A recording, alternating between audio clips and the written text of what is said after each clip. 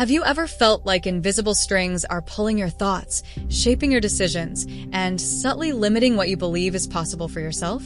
You might have this nagging feeling that there's more to life, more untapped potential within you, but an unseen force seems to hold you back. What if I told you that many of these deep-seated limitations, these persistent truths you live by, aren't truly your own original insights? Imagine, instead, that they are mental programs, pieces of software you've unknowingly adopted throughout your life, much like a computer might pick up a virus. Today, we're going to pull back the curtain on this fascinating and often overlooked aspect of our minds. We will delve into the world of mind viruses, the hidden beliefs and thought patterns that can silently dictate your reality, and more importantly, we'll explore how you can begin to reclaim your mental freedom and live a more authentic life. We all navigate the world using a complex set of beliefs. They act as our mental shortcuts, our internal maps, helping us make sense of an overwhelming amount of information and decide how to act. But here's a crucial distinction. Many of our core beliefs function less like accurate maps and more like colored lenses. They don't just help us see reality. They actively filter and alter our perception of it. If you carry a deep-seated belief that the world is a fundamentally hostile place, your mind will be primed to find and focus on evidence of hostility, often overlooking kindness or opportunity. Similarly, if you believe you're not inherently capable, you might subconsciously sabotage your efforts or fail to recognize chances for growth that are right in front of you. These aren't just fleeting, inconsequential thoughts. They are powerful constructs, what some researchers call memetic entities. Essentially, ideas or patterns of information that have the ability to replicate and spread, much like genes or viruses. These memes shape not only our individual perception of what's real, but also contribute to our collective reality, the shared understandings and norms that form the very fabric of the matrix we all experience. The most insidious part is that these beliefs often operate beneath the threshold of our conscious awareness, like an underlying operating system constantly running in the background, influencing every application, every decision, every emotion. So, how do these mind viruses, these limiting beliefs, acquire and maintain such a profound influence over us? The mechanism is surprisingly simple, yet incredibly powerful: our attention. Every single time you consciously or unconsciously focus on a particular belief, every time you give it your mental energy and real estate, you are, in essence, feeding it. You are providing it with the nourishment it needs to survive, to grow stronger, and to reinforce its hold within your mind. It's like watering a plant. The more you water a weed, the stronger its roots become. Imagine, for a moment, being able to consciously choose which plants in your mental garden you water. If you could turn off the power supply to a rogue program, a limiting belief, by withdrawing your focused attention, its influence would naturally begin to diminish. Many of these limiting beliefs would weaken, their once strong grip loosening over time, until they eventually fade into the background. Understanding this fundamental principle, that your attention is a powerful currency, is the very first and perhaps most crucial step toward taking back control of your inner world. Now, it's vital to understand that not all mental constructs or memetic entities are created equal. We can broadly distinguish between two fundamental types. First, there are those originating from what we might call the karmic matrix, or the conditioned mind. These are the mind viruses we are primarily focusing on today. They are, by their very nature, limiting. They tend to consume our life energy, foster fear or doubt, and most of the common, everyday human beliefs that cause us suffering fall into this category. They are the mental software often passed down through generations or absorbed from our cultural environment. On the other hand, there are memes or patterns of wisdom that seem to emanate from a deeper, more original matrix, a space of pure consciousness or inherent knowing. These are expansive. They don't need our energy to exist because they are intrinsically connected to the source of life itself. In fact, when we align with these, they can empower us, energize us, and connect us to a profound sense of wisdom, clarity, and untapped potential. The journey, then, is about learning to differentiate between these two types of software and consciously choosing which ones we allow to run our lives. To better understand and, more importantly, to identify these pervasive mind viruses that can operate so subtly, let's explore a few key categories. This framework can help us unmask these invisible influences. First, let's consider expressive memes. Think of these as the primary architects of your perceived reality. They are the foundational beliefs and concepts that define and categorize the world as you understand it. Consider large-scale societal constructs, ideas about success, what constitutes a failure, concepts of justice, or the unwritten rules and norms of your culture. Even the idea of a nation or country, with its defined borders and distinct identity, begins as a shared mental agreement. This idea, over time, solidifies into a powerful expressive meme that shapes laws, institutions, and even the subtle energetic feel of a place. These constructs profoundly shape our daily experience and our sense of self, even though they are, at their very core, collectively held mental agreements. They provide a necessary framework for society to function, but they can also rigidly define and inadvertently limit our understanding of what is truly possible beyond those established boundaries. Next, we have strategic memes. These are your inner blueprints for action and sometimes for inaction. They represent your ingrained, often subconscious, beliefs about cause and effect. They are the if this then that programming that dictates how you approach goals, navigate relationships, and respond to challenges. For example, an early childhood experience might have taught you, if I work harder and achieve more, then I will receive love and approval.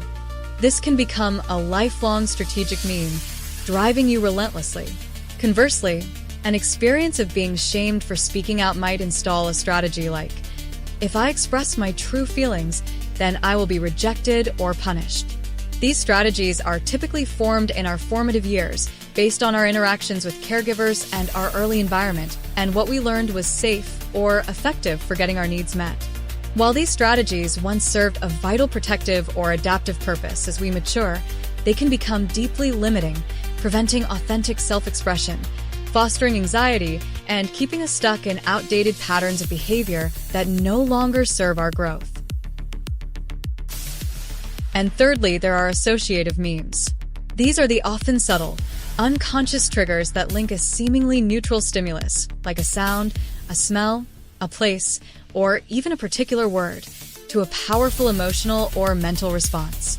Have you ever heard a song and instantly been transported back to a specific time in your life, complete with all the feelings of that moment?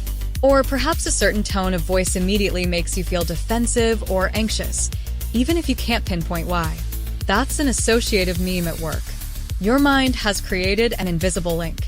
Advertisers and marketers are particularly adept at leveraging associative memes. They skillfully link their products to desirable emotions, aspirational lifestyles, or solutions to perceived problems. The goal is to create an unconscious association in your mind so that when you encounter their product, or even just think about a related need, a specific feeling or desire is triggered.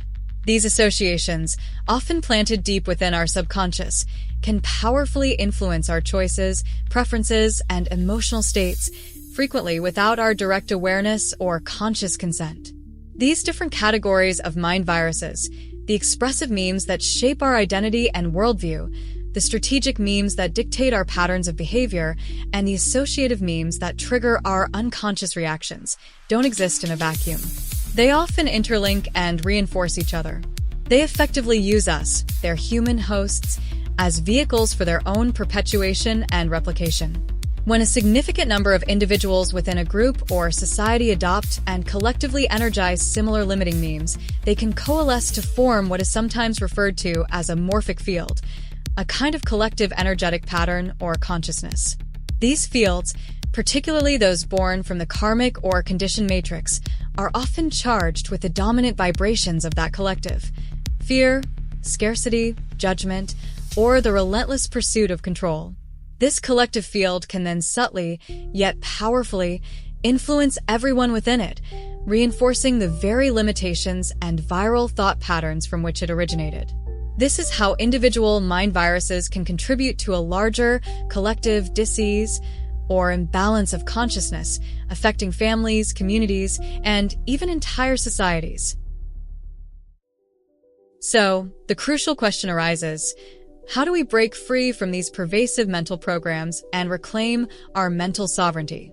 The journey, like any profound transformation, begins with a single, powerful step: awareness. Simply recognizing that many of your most deeply held beliefs, your most automatic reactions, might not be your original, authentic truths, but rather adopted software you've picked up along the way, is a monumental first step. It's like turning on a light in a previously dark room. Start to observe your thoughts and emotional responses without immediate judgment. When a familiar limiting belief arises, that voice saying, "I can't do this," or "I'm not worthy," or "it's too late for me," instead of automatically accepting it as absolute fact or vehemently fighting against it, just notice it. You can mentally say to yourself, "There's that old program, that familiar virus, attempting to run its script again." This act of impartial observation creates a space between you and the thought, a space where choice becomes possible. The next crucial step on this path is de-identification. This isn't about destroying the belief, but about consciously withdrawing your energy and, most importantly, your attention from these limiting memes. Remember, these mental constructs thrive on your focus. Your attention is their lifeblood. By consciously shifting your attention, perhaps to the sensation of your breath, to the physical reality of the present moment, or towards an empowering alternative thought or perspective, you begin to, in effect, starve the virus. You stop feeding it your precious energy.